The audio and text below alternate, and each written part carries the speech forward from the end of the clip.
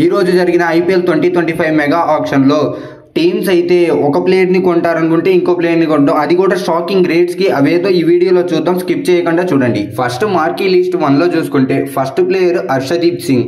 హర్షదీప్ సింగ్ ని RTM card ద్వారా తీసుకోవడానికి ఆల్రెడీ పంజాబ్ దగ్గర ఒక ఆర్టీఎం కార్డు అయితే ఉంది. అందుకు పంజాబ్ టీం అయితే ఆప్షన్ అయితే వదిలేసింది హర్షదీప్ సింగ్ ని.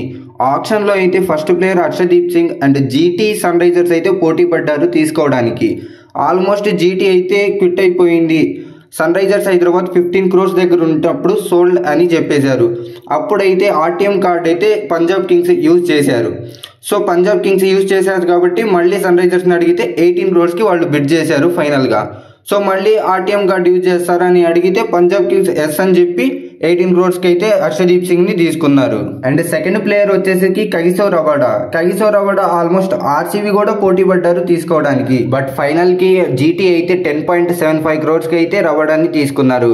అండ్ ఆర్టీఎం కార్డు యూజ్ చేస్తారని పంజాబ్ కి అడిగితే లేదు అన్నారు.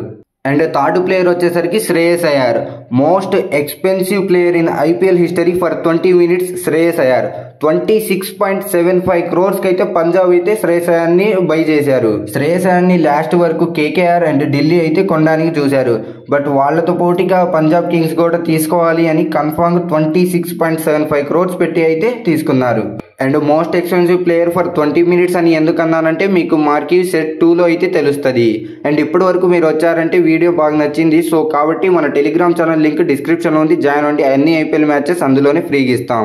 అండ్ ఫోర్త్ ప్లేయర్ వచ్చేసరికి జాస్ బట్లర్ ని మళ్ళీ కొనడానికి రాజస్థాన్ రాయల్స్ అండ్ ఆర్సీబీ అయితే ట్రై చేశారు. కానీ లాస్ట్ కి జీటీ అయితే 15.75 crores అయితే బై చేశారు.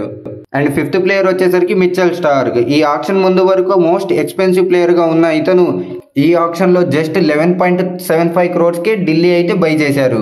అండ్ మార్కీ సెట్ 1లో లాస్ట్ ప్లేయర్ అండ్ అలాగే అందరూ ఎదురు చూస్తున్న ప్లేయర్ రిషబ్ పంత్ అయితే 6th player. So Rishabh Pant రాగానే అందరూ అయితే ట్రై చేశారు. అందులో మెయిన్ గా లక్నో, ఢిల్లీ అయితే చాలా వరకు పోరాడారు. సో లక్నో ఎట్టకేలకు తీసుకోవాలి రిషబ్ పంత్నే అని చూసింది. అండ్ వాళ్ళు 20 crores దగ్గర ఆర్టీఎం కార్డ్ అయితే యూజ్ చేశారు ఢిల్లీ. సో అప్పుడు ఆక్షనర్ మళ్ళీ లక్నోకి అడిగారు. వాళ్ళు ఏకంగా 7 crores పెంచి చెప్పారు 27 crores కి తీసుకుంటామని. సో ఆక్షనర్ మళ్ళీ ఢిల్లీ టీంని అడగగా వాళ్ళైతే నో అని చెప్పారు. సో రిషబ్ పంత్ అయితే 27 crores తో most expensive player IPL history ఇప్పుడు వరకు అయితే రిషబ్ పంత్. మార్కీ సెట్ 2లో ఫస్ట్ ప్లేయర్ మొహమ్మద్ షమీని జీటీ అండ్ ఆర్సీబీ అయితే పోటీ పడ్డారు తీసుకోవడానికి. ఎట్ లాస్ట్ ఆర్సీబీ అయితే ఇంకా ట్రై చేయలేదు. అండ్ మొహమ్మద్ షమీ అయితే 10 crores కి ఎస్ఆర్హెచ్ టీం అయితే తీసుకున్నారు. సెకండ్ ప్లేయర్ వచ్చేసరికి డేవిడ్ మిల్లర్ ని ఆర్సీబీ ఎస్ఆర్హెచ్ అయితే తీసుకోవడానికి ట్రై చేశారు. బట్ ఎట్ లాస్ట్ లక్నో అయితే 7.50 crores కి అయితే తీసుకున్నారు. థర్డ్ ప్లేయర్ వచ్చేసరికి యూజీ చహల్. అందరూ చహల్ని ఆర్సీబీఏ తీసుకుంటుంది ఈసారి అనుకున్నారు. బట్ ఆర్సీబీ అయితే 14.5 CR దాకా అయితే ట్రై చేసింది. కానీ అప్పటికే లక్నో, పంజాబ్ హోరాహోరీగా అయితే బిడ్డింగ్ చేస్తూనే ఉన్నారు ఎలాగైనా చహల్ని తీసుకోవాలి అని. అండ్ ఫైనల్ గా పంజాబ్ అయితే 18 crores కి దక్కించుకుంది. అండ్ చహల్ వచ్చేసరికి ఐపీఎల్ హిస్టరీలోనే ఇండియన్ మోస్ట్ ఎక్స్పెన్సివ్ స్పిన్నర్ గా అయితే నిలిచాడు. అండ్ ఫోర్త్ ప్లేయర్ వచ్చేసరికి డిఎస్పి సిరాజ్ ని ఆర్సీబీ ఎలాగైనా తీసుకునిద్ది, ఆర్టీఎం కార్డు అయినా యూజ్ చేస్తారు అనుకున్నారు. కాకపోతే ఆర్టీఎం కార్డు కూడా యూజ్ చేయలేదు. సో గుజరాత్ అయితే 12.25 CR కి అయితే తీసుకున్నారు. ఫిఫ్త్ ప్లేయర్ వచ్చేసరికి లివింగ్స్టోన్ ని ఆర్సీబీ 8.75 crores కి అయితే తీసుకున్నారు.